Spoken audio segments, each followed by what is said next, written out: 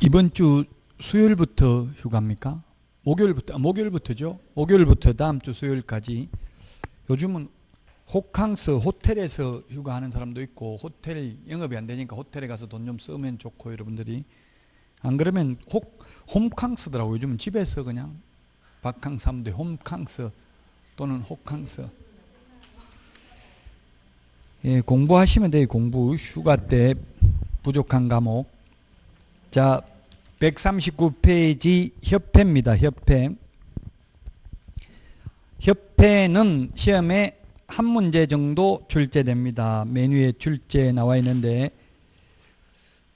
바로 141페이지 문제 보면서 보충 설명드리도록 하겠습니다. 우리 그 1번인데 창립총회 참석 인원입니다. 시험에 출제되었는데 발기 인원 몇 명 이상입니까? 발기 인원 300명 이상. 그 다음에 창립 총회 참석 인원은 600명 이상이어야 하고요. 그 다음에 이 600명 중에는 서울특별시에서 100명 이상, 서울특별시에서 100명 이상, 그 다음에 광역시 및 도에서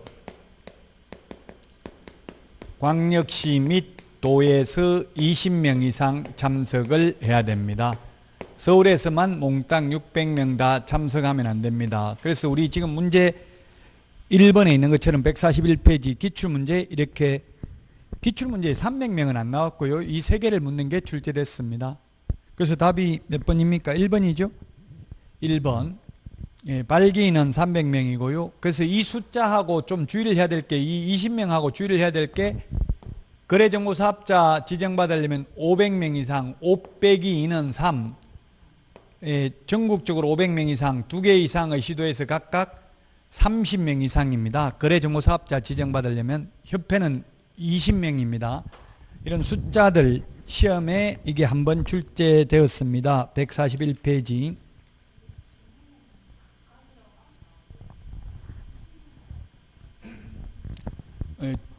이거? 아니, 요거요? 30명? 예, 이거는 무슨 말이냐면은 거래정보사업자는 전국적으로 500명 이상이 돼야 되면 2개 이상의 시도에서 각각 30명 이상이 돼야 돼. 예를 들면 서울에서 250명, 경기도에서 250명이면 지정요건 충족했습니다. 근데 그 다음에 또 서울에서 만약에 470명, 경기도에서 30명 이렇게 해도 지정요건 충족한 거예요. 근데 서울에서 500명, 경기도에서 29명 이렇게 되면 충족 못한 거예요. 지정요건을. 예, 각각 30명이 넘어야 돼. 시도별로. 각각 30명이 넘고 합계가 500명이 넘어야 된다고요. 500명 이상 넘어야 되는 게 아니고 이상. 그러니까 각각 30명 이상이 돼야 돼요. 여기는 지금 29명밖에 안 됐잖아요. 이게 합하면 500명 이상은 되지만 각각 여기는 30명이 넘었지만 여기는 30명이 안 되니까 이거는 지정요건 충족 못했다고요. 예, 이런 뜻이에요.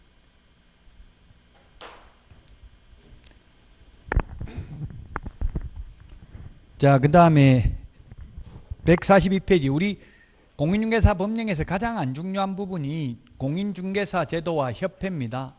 각각 한 문제 정도 출제되는데, 공인중개사 제도는 변별력이 없어서 출제가 많이 안 되고요. 협회는 협회 설립해도 되고 안 해도 되고, 협회 가입해도 되고 안 해도 되니까 시험에 많이 나오지는 않습니다. 자, 2번에 옳은 것은 했는데 142페이지. 협회는 재무건전성 기준이 되는 지급 여력 비율을 100분의 100 이상으로 유지해야 됩니다. 맞습니다. 이게 100분의 100이라는 건 퍼센트로 따지면 100%입니다. 그래서 지금 한국공인중개사협회 자산이 2천억인데 이 중에서 지금 부동산 1200억 가지고 있고요. 현금을 800억을 보유하고 있습니다. 그 현금을 부동산으로 보유하려고 하는데 국토부에서 인정을 안 해줘요. 왜냐하면 이거 지급 여력 비율을 맞추라 이 말입니다. 지금 현재 우리 협회에서 공제료가 얼마냐 하면은 공제료 받는 게 1년에 우리가 얼마 내냐면 19만 8천 원 내거든요. 개업공개사 한 명이 19만 8천 원 1억 가입하면 공제료가 19만 8천 원 곱하기 10만 명 하면은 이게 약 200억 정도 돼요. 또 법인인 경우는 더 많잖아요. 200억 정도 공제료 받아가지고 지금 뭐 나가는 게 약 100억 가까이 돼요. 지금 보험금, 공제금이 나가는 게. 그러면은 만약에 300억 손해배상 청구가 들어오면 돈 없으면 못 주겠다 이렇게 할 수는 없다는 이야기예요. 지금 여력비를 달라면 항상 다 줄 수 있을 만큼 준비해야 된다. 그게 800억 보유하고 있어요. 지금 한국공인중개사협회는. 그래서 지급 여력비를 100분의 100이라는 거는 100% 달라면 다 줘야 된다 이 말이에요. 퍼센트로 따지면 100%죠. 100분의 100이. 그래서 1번이 맞고요. 그 다음에 2번은 서울에서는 몇 명이라고 했어요? 이게 서울에서는 100명 이상 300명 X고요. 그 다음에 시도에는 지부를 두어야 합니다.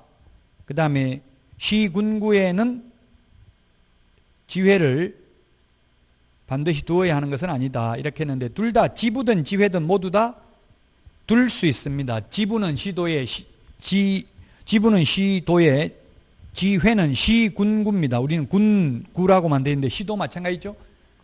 구가 설치되어 있지 아니한 시의 경우는 시잖아요. 뭐 안동시장 이런 데는 시별로 두는 거고 청주시 상당구 있으면 구마다 둘 수 있는 거죠. 시도에 두는 게 지부, 시군구에 두는 게 지회입니다. 둘 다 둘 수 있습니다. 정관이 정하는 바에 따라. 시도에 지부를 설치한 경우에는 시도의사에게 신고해야 되고 시군구에 지회를 설치한 때에는 등록관청에 신고해야 됩니다.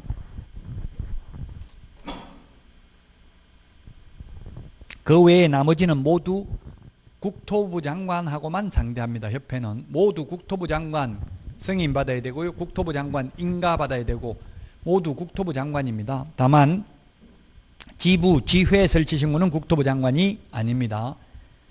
4번 협회는 총회 의결 내용을 지체 없이 국토부 장관에게 보고해야 됩니다. 우리 프린터 50번에 동그라미 1번 처음 오신 분을 한번 찾아보세요. 50번에 동그라미 1번에 보면은 있죠. 밑줄 치놓으시면 밑줄 치시면 금방 벌겋게 밑줄 치질 거예요. 50번에 1번에 있습니다.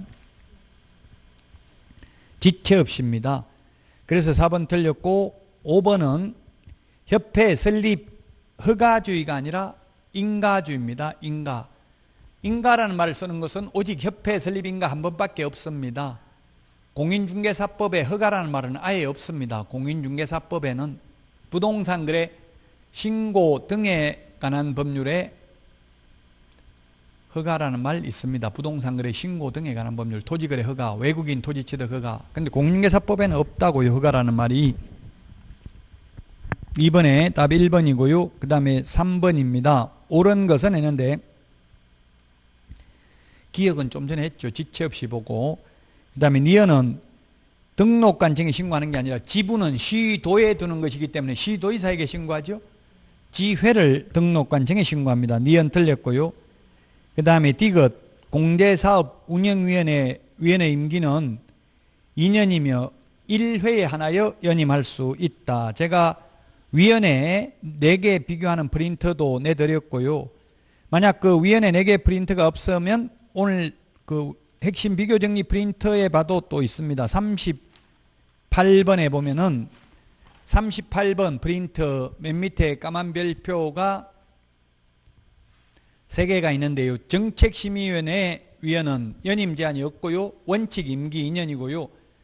그 다음에 별표에 보면 공제운영위원회 프린트 38번 공제운영위원회 주택임대차위원회 임기는 1회에 하나의 연임 가능하며 원칙이 2년이다.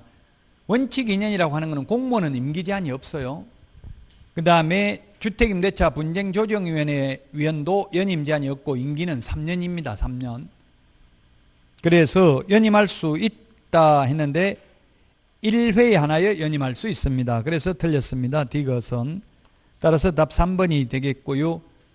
그 다음에 4번은 공제사업 운영 개선을 위하여 명할 수 있는 조치를 모두 고른 것은 답이 3번인데 공제사업의 양도에 관한 규정은 없습니다. 우리 법에. 공제사업 양도에 관해서는 개선 명령할 수 있다는 규정이 없습니다. 그래서 답이 3번입니다.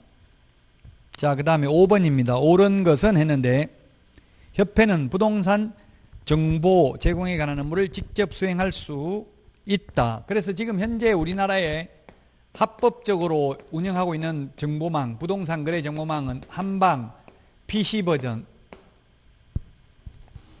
협회에서 운영하는 한국공인회사 협회에서 운영하는 한방 PC버전 하나밖에 없습니다. 한방 스마트폰 어플은 정보망이 아닙니다. 일반인들이 볼 수 있는 것은 정보망이 아니죠.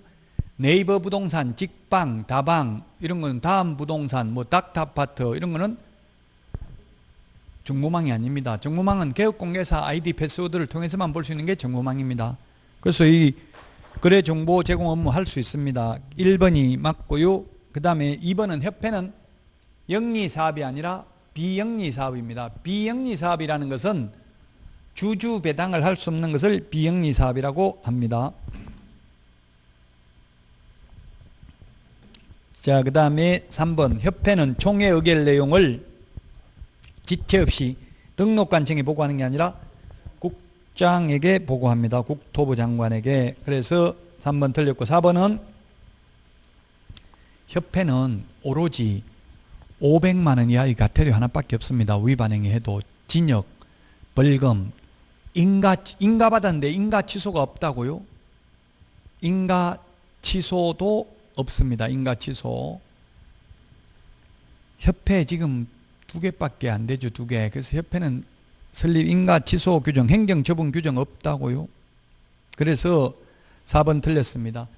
우리 매수 신청 대리 관련 위반 행위하면 매수 신청 대리는 역시 징역, 벌금 없고요. 과태료도 없습니다. 매수 신청 대리 위반하면. 매수 신청 대리 위반하면 오직 매수 신청 대리인 등록 취소와 매수 신청 대리 업무 정지밖에 없어요. 징역, 벌금, 과태료 없습니다. 자, 그 다음에 5번 협회는 회계연도 종료 후 2개월 이내가 아니라 3개월 이내에 매년도 공제사업 운용 실적을 일간신문 또는 협회보 등을 통하여 공제사업자에게 공시해야 된다. 3개월입니다. 3개월.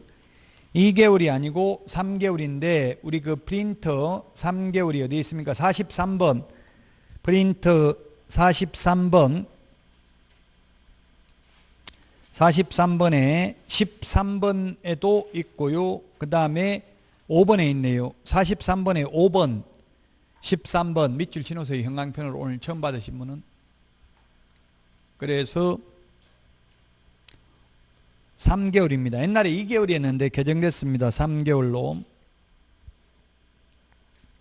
따라서 5번에 1번이 정답이 되겠습니다. 5번에 1번이 정답이고요. 자, 그 다음에 6번 문제입니다. 옳은 것은 했는데 기업, 협회의 공제규정을 제정, 변경하고자 하는 때는 국토부 장관 승인을 얻어야 된다. 승인은 다 사전 승인이죠. 신고는 사후 신고도 있습니다.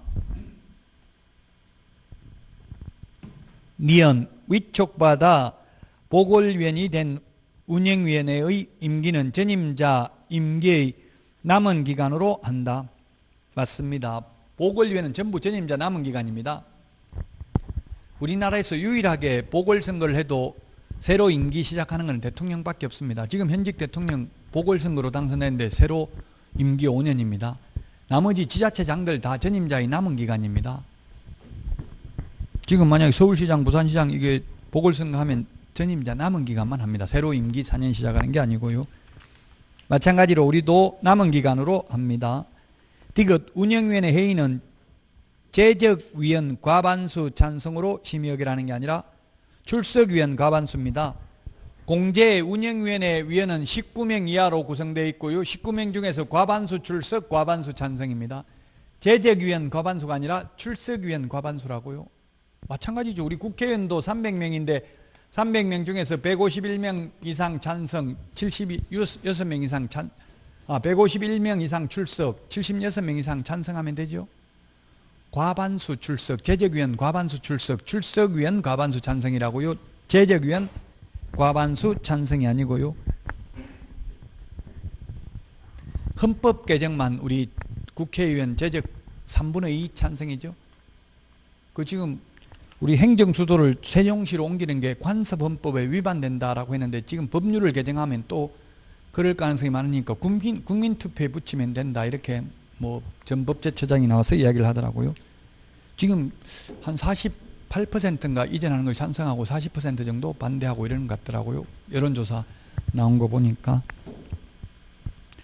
근데 우리나라는 뭐 세종시도 아직까지 그렇진 않은데 저는 호주 캔버라를 2000년도에 호주 캔버라 그 수도를 가봤는데 인구 30만 명이라는데 사람을 포기가 힘들더라고요. 호주 같은 나라는 우리나라 50배 정도 됩니다. 인구는. 근데 인구가 아니라 땅은 50배 정도 되는데 인구는 2천만 명밖에 안 돼요. 우리 2분의 1도 안 돼요. 그러다 보니까 사람 구경하기가 힘들어요. 시드니 같은 데 이런 데 시내 빼고는.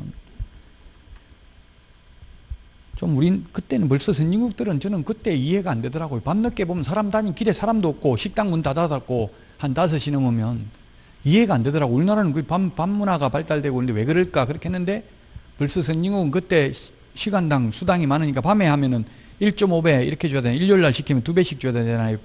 시간당 그 최저임금을. 그러니까 밤에 문 열어봐야 오히려 손해라고요. 그러니까 문 빨리 닫고 집에 가고 없다고 전부 다. 근데 우리나라는 아직도 밤늦게 굉장히 뭐 24시간 편의점 하는 데도 많잖아요. 그건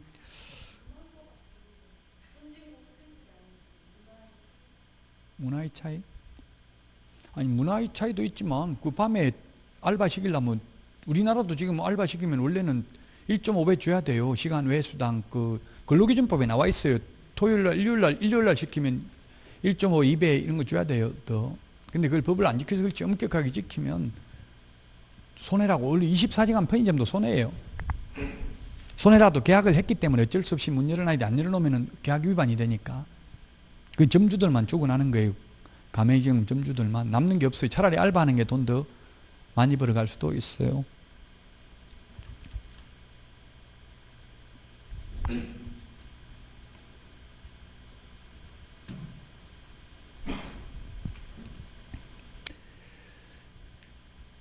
자, 그래서 6번에 디귿은 틀렸습니다. 제재규현 과반수가 아니라 출석위원 과반수고요. 그 다음에 리얼의 협회와 개업공개사 간에 체결된 공제계약이 유효하게 성립하려면 공제계약 당시에 공제사고의 발생 여부가 확정되어 있지 않을 것을 대상으로 해야 된다. 뭐 이거 법조문에는 없는데 판례입니다. 판례. 마찬가지잖아요. 우리 생명보험 들어야 되는데 죽고 없는 사람 생명보험 가입해가지고 보험금 타면 안 되죠. 암보험 들려면 암 걸린 사람 안 되잖아요. 아직 걸리는지 안 걸리는지 몰라야 되지. 알고 나면 안 된다고요. 마찬가지로 우리 사고 내놓고 이게 공제 가입해버리면 협회 망하는 거잖아요. 이미 사고 다 내놓고. 자동차 사고 내놓고 자동차 보험 가입 못하는 거죠. 그래서 자동차 보험은 가입하고 나면 12시간인가 지나야 혈액 발생하잖아요. 바로 혈액 발생한다고 하면 헷갈리잖아요. 이게 가입하고 나서 사고 낸 건지 사고 내고 나서 가입했는지. 보험이라는 건 원래 예측할 수 없는 위험을 담보하는 게 보험이지 이미 사고 내놓고는 가입 못한다 이 말이에요. 그래서 6번의 답 3번이고요. 7번 문제 보겠습니다. 옳은 것은 했는데 기억. 옛날에 주된 사무소 서울에 두어야 한다는 규정이 있었습니다. 예, 두어야 한다는 규정이 있었는데 지금은 어디에 두든 상관없습니다. 지방 분권화도 우리가 활성화돼야 돼요. 우리나라가 세계적으로 지금 서울 인구도 많지만 수도권 인구가 2천만 명이 넘어요. 호주 전체 인구보다 많다고요. 좀 인구를 분산할 필요성이 있을 것 같아요. 그래서 서울에 두어야 한다는 규정을 삭제했다고요. 어디에 두든 상관은 없습니다. 근데 지금 전부 다 서울에 두고 있어요. 그래서 뭐 서울대학교를 옮기니 이런 말까지도 지금 정부에서는 아니라고 하는데도 말 나오고 있죠. 인구를 분산시키려면. 지금 고려대학교도 옛날에 조치원 캠퍼스라고 했는데 지금은 세종 캠퍼스라고 있는데 있어요. 근데 저도 고려대에서 석사학위를 받았는데 근데 교수들도 이게 월급도 똑같더라고요. 세종시가는 10,000원 더 준대. 차비 10,000원. 그러니까 안 가려고 한다고요. 10,000원 더 주니까 이게 강의하러 가면 차비 10,000원 준다고요. 서울서 가도. 지금은 글로벌 캠퍼스인가 뭐 이름을 또 바꿨는지 모르겠네. 하여튼 어쨌든 세종 캠퍼스라고 했었어요. 우리나라만 좀 이게 지방대학 이런 게 외국 미국의 하버드 대학교가 지방에 있거든요. 저 완전 캐나다에서 내려오다 보면 하버드 대학교 있어요. 미동부 북부에 동북부에 있어요. 거의 캐나다하고 오데호 옆에 있잖아요. 거기서 조금만 더 내려오면 워싱턴에 있는 게 아니고 그렇다고 지방대학이라고 하지 않죠.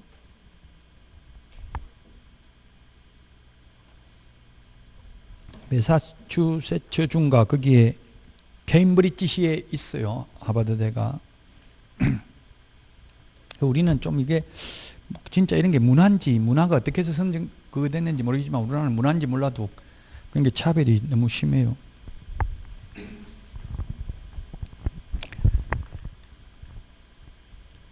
그 옛날에는 뭐 아버지 뭐하냐 이런 거 물으니까 요즘 블라인드 면접 이런 거부터 제 로스쿨 제 친구도 교수하고 있는데 신입생한테 아버지 뭐하냐 이거 묻는다더라고. 왜냐하면 등록금이 높으니까 들어와가지고 알바해가지고 한다, 알바해서 다닌다 이러면 무조건 안 받아주는 거예요. 그 졸업을 못하니까 교수들이 엄청나게 총장한테 욕을 먹는데 왜 뽑았냐, 졸업도 안 하고 다 휴학, 로스쿨 졸업을 안 하고 다 군대 가버리고 뭐 중도 탈락하니까 돈 없는 애들은.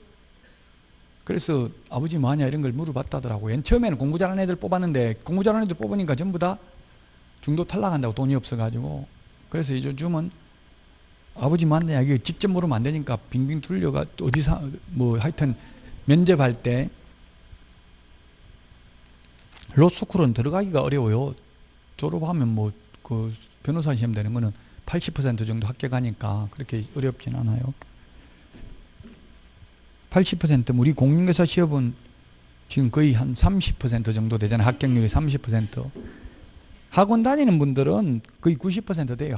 지금부터 결석 한 번도 안 하고 학원 다니면 90% 이상 돼요. 이제 합격률이 낮은 분들은 사실은 인터넷으로 하는 분들이 좀 낮아요. 통계를 보면. 왜냐하면 인터넷으로 자기 스스로 통제하기가 쉽지 않잖아요. 앉아서 들어야 되는데 3시간 이게 계속 듣는 게 정말 스스로 하는 건 쉽지 않아요. 저도 지금 사이버대 강의하고 있는데 30%가 탈락이에요. 한 학기 하고 나면. 알아서 해야 되잖아요. 사이버 강의는 그냥 누가 뭐 시키는 게 아니고. 그래서 우리가 전화하고 그렇게 해요. 지금 수업 안 들으면 전화해가지고 수업 들으라 하고 이렇게 한다고. 다 인터넷에 뜨니까. 근데 저 같은 경우는 뭐 저한테 듣는 사람이 150명 넘는데 그거 다 전화하고 앉았을 수 없으니까. 아, 문자 보내요. 그래, 맞아.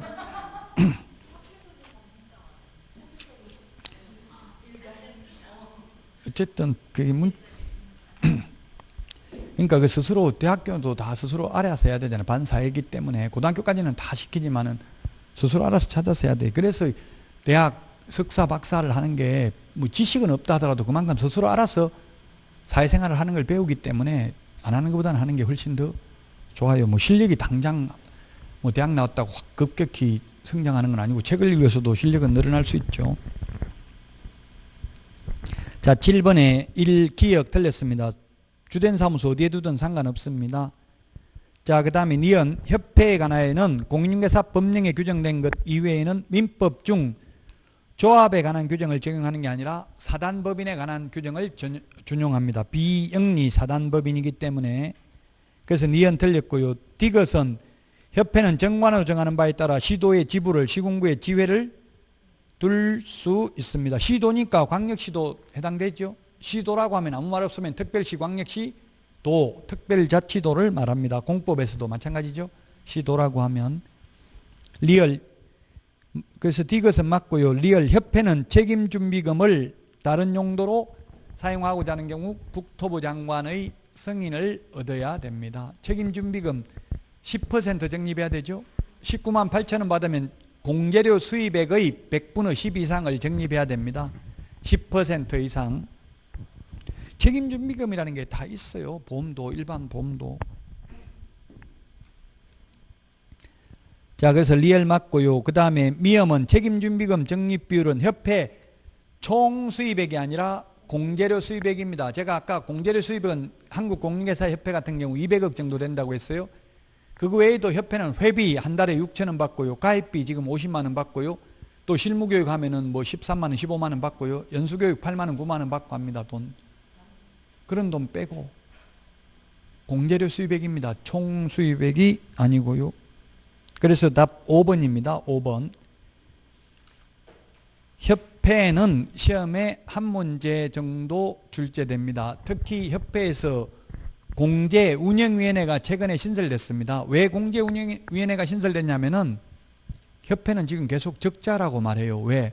200억 받아가지고 100억 손해배상 나가도 우리가 보면 이길 것 같지만 책임준비금 20억만 적립하고 다 쓰고 싶거든요. 그러니까 적자라고 한다고요. 그래서 공제를 올려달라고 하니까 이제 국토부에서 도대체 돈을 어떻게 쓰고 있어가지고 맨날 적자라고 징징거리냐. 그래서 이제 공제운영위원회라는 걸 만들었다고요. 그래서 이 19명 중에서 이게 협회 관계자는 3분의 1 미만이어야 되죠. 나머지 3분의 1 이상이 외부위원으로서 이제 공정하게 감시를 하겠다는 이야기입니다. 돈 어디다 쓰는지. 그 공제운영위원회, 이 각종 위원회가 지금 우리나라에 600개 정도 되는데 지금 우리 시험에 나올 수 있는 게 위원회가 5개가 있어요. 공인중개사 정책심의위원회 국토부에 둘 수 있다. 공제운영위원회 협회 둔다. 주택임대차위원회 법무부에 둔다. 주택임대차 분쟁조정위원회는 대한법률구조공단 지부에는 둔다. 시도에는 둘 수 있다. 상가건물임대차 분쟁조정위원회도 주택임대차 분쟁조정위원회하고 똑같죠. 위원회 4개 비교하는 프린트 내드렸어요. 그것도 실장님한테 달라 하세요.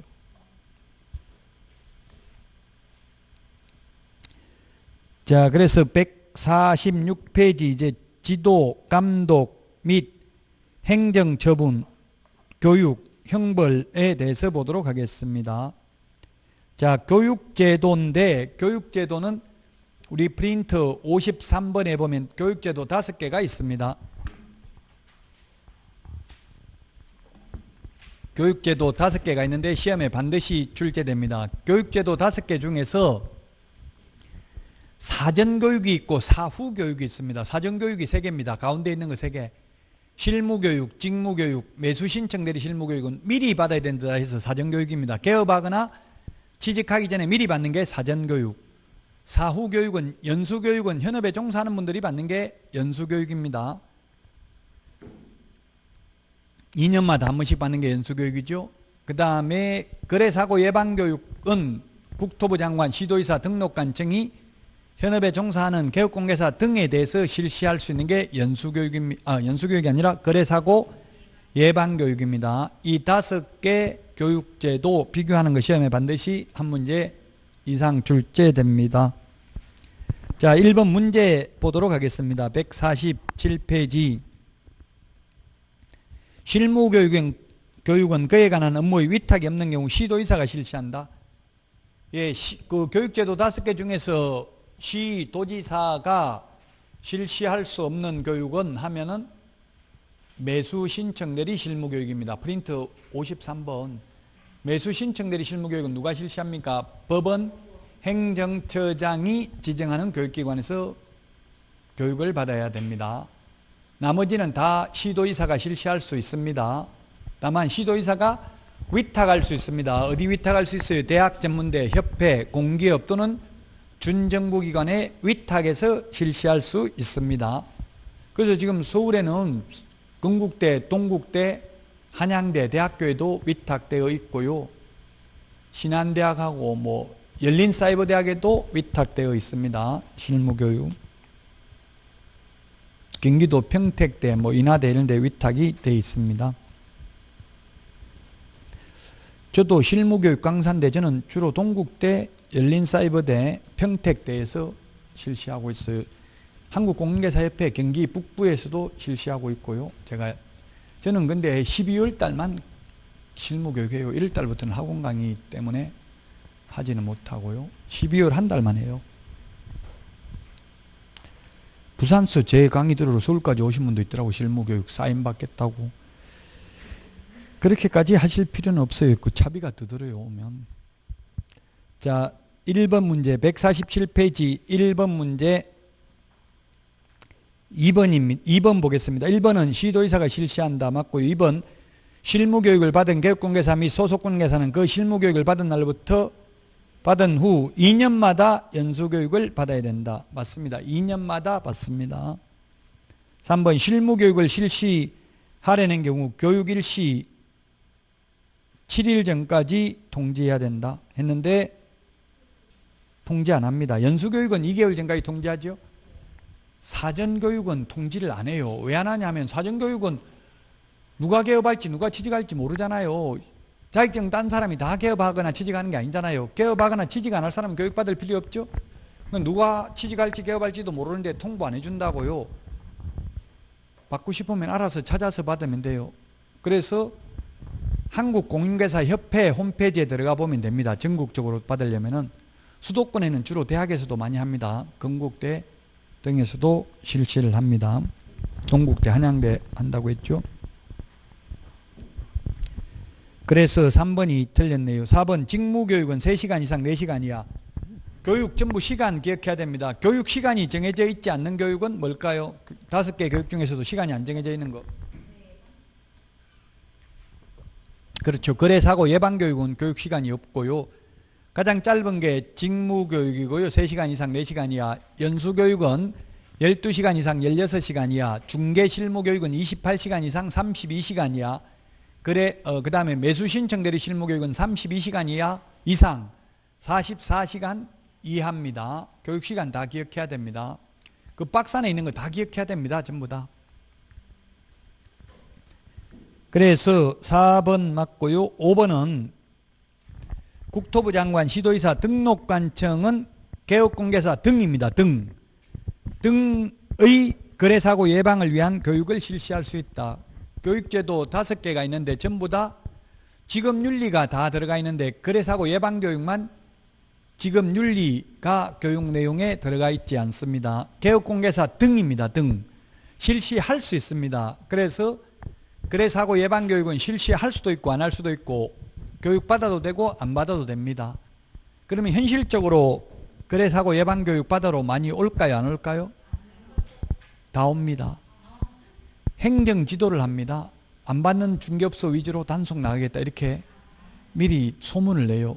그래서 교육받고 친목회를 통해서 소문내가지고 협회, 지회를 통해서 소문내가지고 전부 다 교육받으러 와서 사인하고 자필 사인하고 교재 받아가세요 이렇게 이야기해요. 그럼 전부 다 재지은 거는 많으니까 다 받을 수밖에 없어요. 현실적으로.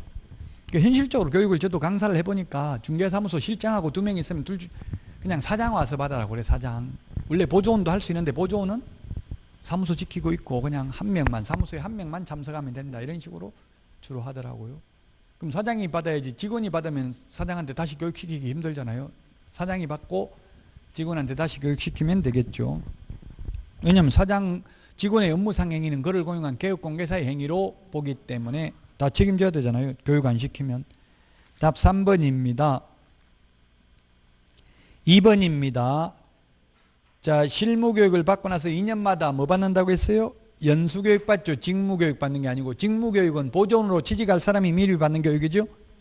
1번에 틀렸고요. 그 다음에 2번 분사무소 책임자 되고자 하는 사람은 실무교육 받아야 됩니다. 실무교육, 직무교육, 매수신청 내리 실무교육 유효기간은 1년입니다. 교육받고 나서 1년 안에 개업하거나 취직 안 하면 다시 받아야 됩니다. 근데 그만두고 나서 1년 안에 다시 취직하거나 개업하려면 안 받아도 됩니다. 자, 그 다음에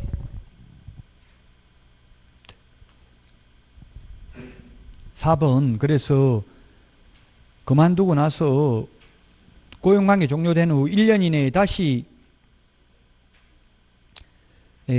보조원으로 취직하려면 교육받아야 된다. 안 받아도 된다?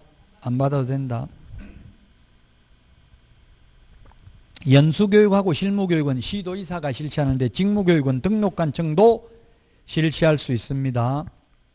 4번 실무교육은 28시간 이상 32시간 이하입니다. 연수교육이 12시간 이상 16시간 이하죠. 그 다음에 그래서 틀렸네요. 4번.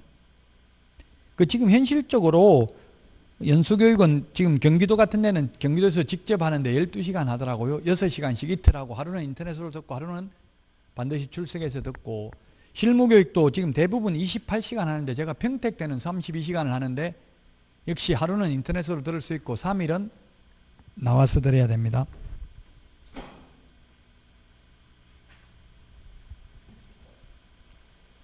(5번) 국토부 장관이 마련하여 시행하는 교육지침에는 교육대상, 교육과목 및 교육시간, 수강료도 포함됩니다. 돈 안 받고 하는 교육은 오직 거래사고 예방교육 하나밖에 없죠. 돈 안 받고 하는 건 나머지는 다 돈 받고 합니다. 자, 그 다음에 3번입니다. 3번. 149페이지. 교육 옳은 것은 했는데 책임자가 되고자 하는 자, 소속공개사가 되고자 하는 자, 법인의 모든 임원사원 전부 다 실무교육 등록 신청일 전, 그 다음에 책임자 되기 전 1년 이내에 실시하는 교육을 받아야 된다. 즉 교육받고 1년 넘었으면 다시 받아야 된다는 이야기죠. 실무교육을 받아야 됩니다. 자격증 없는 임원도 실무교육은 받아야 됩니다. 그러나 연수교육은 자격증 없는 임원은 대상이 아닙니다. 연수교육은 실무교육을 받은 개업 공인중개사 및 소속 공인중개사가 받는다고 되어 있습니다. 실무교육은 모든 임원사원 전원이 다 받아야 된다고 되어 있어요. 자격증이 없어도. 1번 틀렸고, 2번 폐업 신고 후 1년 이내에 중개사무소 개설 등록을 다시 신청하려는 개업공개사는 실무교육을 받아야 된다 했는데 1년 안에 그만두고 1년 안에 다시 하려면 안 받아도 되죠. 다시 개업하거나 취직하려면 안 받아도 됩니다. 1년 넘으면 받아야 됩니다. 그 다음에 3번입니다. 연수교육은 실무교육, 연수교육을 받은 후 2년이 되기 1개월 전까지가 아니라 2개월 전까지 당사자에게 통보해야 됩니다. 우리 프린터 38번에 동그라미 4번 38번에 동그라미 4번 밑줄 치놓으세요. 2개월 전까지입니다. 2개월 전까지 통지를 해야 됩니다.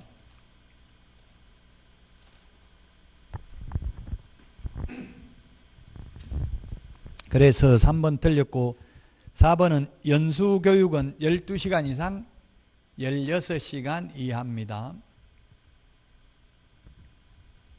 4번도 틀렸고요. 5번 고용관계 종료 신고 후 1년 이내에 고용신고를 다시 하려는 보조원은 직무교육을 받지 않아도 된다. 맞습니다. 그만두고 1년 넘으면 다시 받아야 되죠. 150페이지 교육 옳은 것을 모두 옳은 것은 했는데 1번 기억 실무교육 받는 것은 등록기준에 해당하지 않는다 했는데 등록기준에 해당됩니다. 공인중개사의 등록기준은 사무소 확보 실무교육입니다. 법인도 모든 임원사원 전원이 실무교육 받아야 됩니다. 기억 틀렸고 니은은 폐업신고 후 1년 이내에 다시 소속공개사로 취직하려면 실무교육 받지 않아도 된다. 맞고요. 디귿은 연수교육은 12시간 이상 16시간 이하고요. 28시간 이상 32시간 이하는 실무교육입니다. 실무교육. 그래서 디귿 틀렸고 리얼 연수교육을 정당한 사유 없이 받지 않는 경우 500만 원 이하의 과태료입니다. 맞습니다. 교육 안 받으면 처벌받는 건 오직 연수교육밖에 없습니다. 나머지 사전교육은 안 받아도 처벌 규정이 없습니다. 안 받아도 처벌 규정이 없는 대신에 취직이 안 되고 개업이 안 되겠죠. 그래서 답 4번이고요. 4번은 5번 옳은 것은 했는데 등록관청은 직무교육을 실시할 수 있다. 예, 직무교육은 시, 도지사 또는 등록관청이 실시할 수 있습니다. 맞고요. 2번은 등록관청은 개업공개사 등의 거래사고 예방을 위한 교육을 실시할 수 있다. 없다가 아니라 있습니다. 거래사고 예방교육은 국토부 장관, 시도의사, 등록관청이 모두 다 실시할 수 있습니다. 그래서 5번에 2번 X고요. 3번 개업공개사로서 폐업신고한 후 1년 이내에 소속공개사로 고용신고의 대상이 된 자는 고용신고일 전에 다시 실무교육을 받아야 된다. 네. 1년 안 넘었으면 그만두고 1년 안에 개업하거나 취직하려면 안 받아도 된다. 사정교육인, 실무교육, 직무교육, 매수신청결의 실무교육 모두 다. 4번 시도지사가 아니라 국토부 장관이 실무교육, 지침을 마련하여 시행할 수 있습니다.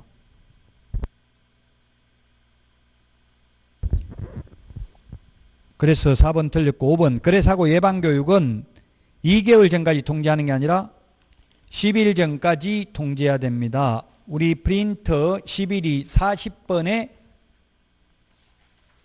40번에 몇 번에 있어요? 40번에 10번 밑줄 쳐놓으세요. 40번에 10번 40번에 10번 형광펜 있으면 형광펜으로 색칠 좀 해놓으세요. 40번에 10번 10일 전까지 통지하거나 공고해야 됩니다. 따라서 5번에 1번입니다. 그 교육 목적도 다 기억해야 돼요. 실무교육은 법률 지식, 연수교육은 법제도의 변경사항이 들어가야 되죠. 연수교육은 2년마다 한 번씩 하니까 법제도의 변경사항이 반드시 교육 내용에 포함되어야 합니다. 자, 여기까지 하고 152페이지 수수료부터는 쉬었다가 하도록 하겠습니다.